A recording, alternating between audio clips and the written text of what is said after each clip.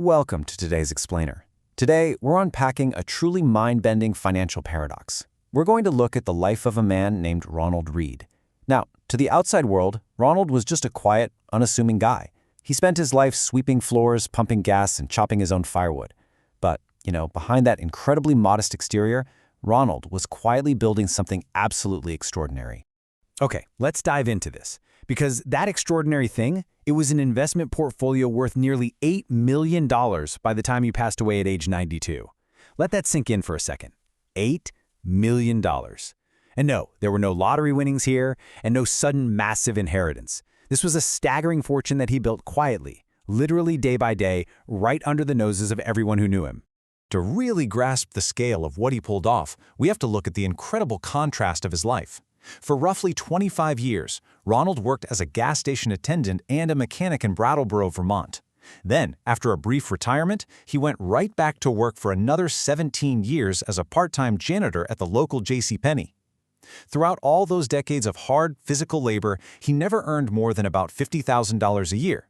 And honestly, in the earlier decades, he made much, much less than that. Yet, his net worth somehow reached $8 million. I mean, how is that even mathematically possible? Well, to figure that out, we've got to go back to the beginning. Ronald Read was born in Dummerston, Vermont to a poor farming family. Absolutely nothing was handed to this guy. In fact, he had to walk or hitchhike 4 miles every single day just to get to class. But that grit really paid off. In 1940, he became the very first person in his entire family to graduate high school. Right after that, he served in the U.S. Army as a military policeman in Italy during World War II, getting an honorable discharge in 1945. That deep-rooted discipline he had to learn so early on, that literally became the foundation for everything he did next. Now, Ronald didn't just live below his means. He lived a life of extreme frugality. He absolutely crushed the #1 wealth killer out there, lifestyle creep. Get this? He drove a used Toyota worth maybe $5,000, and he famously kept its cracked windshield together with duct tape. No joke. He wore these old patched-up flannel shirts that he literally held together with safety pins. And even well into his 90s, he was still out there chopping his own firewood to heat his modest house. Breakfast? That was usually just a simple English muffin with peanut butter and a cup of coffee at the local hospital cafeteria. He was clipping coupons, avoiding any kind of waste, and just completely shunning anything resembling a luxury. So, to the locals around Brattleboro, he was just this private, really kind outdoorsman who liked collecting stamps and coins. But his biggest secret was actually hiding right in plain sight.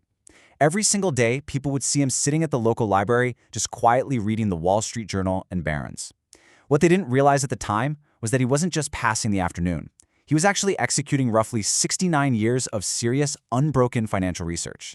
Which brings us to the real core of today's Explainer. How exactly did he turn all that library reading into millions of dollars? What was the secret formula that somehow outsmarted all those highly paid Wall Street bankers? Well, the truth is, his strategy was remarkably simple. And the best part?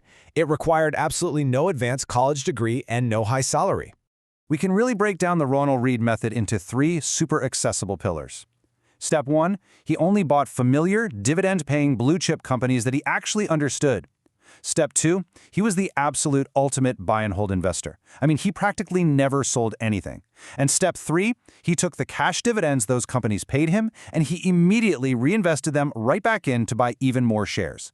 He just did that over and over and over again.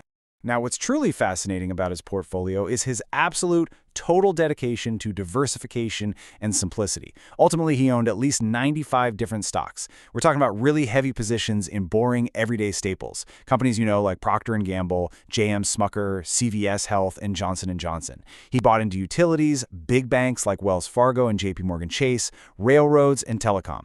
But notice what is completely missing from that mix. Tech stocks. Yep, he explicitly avoided hot trends or any sector he just didn't understand.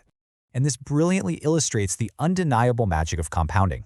By constantly taking those dividends from these boring, everyday companies and funneling them right back into the market, his wealth just started to snowball. It was never about making a quick buck for Ronald. It was about letting the mathematical engine of compound interest do all the heavy lifting over a really, really long time horizon. Let's anchor all this abstract math into the actual reality of his life. So after he gets back from World War II in 1945, he starts investing. Let's fast forward to 1959. He buys 39 shares of Pacific Gas and Electric for about $2,380. And then he just left it alone. By the time he passed away in 2014, thanks to stock splits and compounding, that single position had grown to over $10,700. And he wasn't swiping on some modern trading app, by the way. He actually kept the physical paper stock certificates in a safe deposit box, eventually stacking them an incredible 5 inches high. Because he held on for so long and just relentlessly reinvested, those dividend-paying stocks turned into a massive cash engine. By the later years of his life, it's estimated his portfolio was generating a staggering $20,000 every single month just in dividend income. Think about that for a second. A guy who was literally patching his flannel coat with safety pins was bringing in a corporate executive salary purely from passive dividends. Incredible. Now, an absolutely crucial point here is that Ronald Reed wasn't flawless. He wasn't some clairvoyant, genius stock picker who never made a single mistake. I mean, he held shares in Lehman Brothers, which famously collapsed to absolute zero during the 2008 financial crisis. But because he was such a master of time and because he held at least 95 different stocks, that total loss barely made a dent in his overall portfolio. His incredible diversification and those super long holding periods completely wiped out the damage from his bad picks. When Ronald sadly passed away at Brattleboro Memorial Hospital in June 2014 at the age of 92, the true scale of what he'd been doing finally came to light. The revelation of his nearly $8 million estate absolutely shocked his 2 stepchildren, his friends, and really the entire town. To them, he was just a quiet old guy who chopped wood on Spruce Street. But you know what? The biggest shock was still yet to come. That estate revelation ultimately built into an incredibly emotional and historic legacy. Because, you see, Ronald Reed didn't build all this wealth to live in luxury. He built it so he could give it away. He left $4.8 million to the Brattleboro Memorial Hospital, which was their largest gift ever, by the way, funding the Ronald Reed Pavilion with brand new operating rooms. He left another $1.2 million to the Brooks Memorial Library, the very place he used to sit and read his newspapers, more than doubling their entire endowment. The remaining $2 million went to his stepchildren, his caregivers, friends, and some other local causes. He even donated historic items to the Dummerston Historical Society. Just unbelievable generosity. If there is absolutely anything you take away from our explainer today, let it be these 4 principles drawn right out of Ronald's life. First, frugality. Live well below your means and just ruthlessly avoid lifestyle creep. Second, consistency. Putting in small, regular investments over decades is almost always going to outperform a high income. Third, simplicity. Stick to quality companies you actually understand, don't overcomplicate it. And finally, humility. Build your wealth quietly and use it to leave a lasting, positive impact on your community. Ronald Reed proved to the whole world that you absolutely don't need a massive salary, a fancy college degree, or some huge inheritance to build extraordinary wealth. Really, all you need is discipline, a whole lot of time, and patience.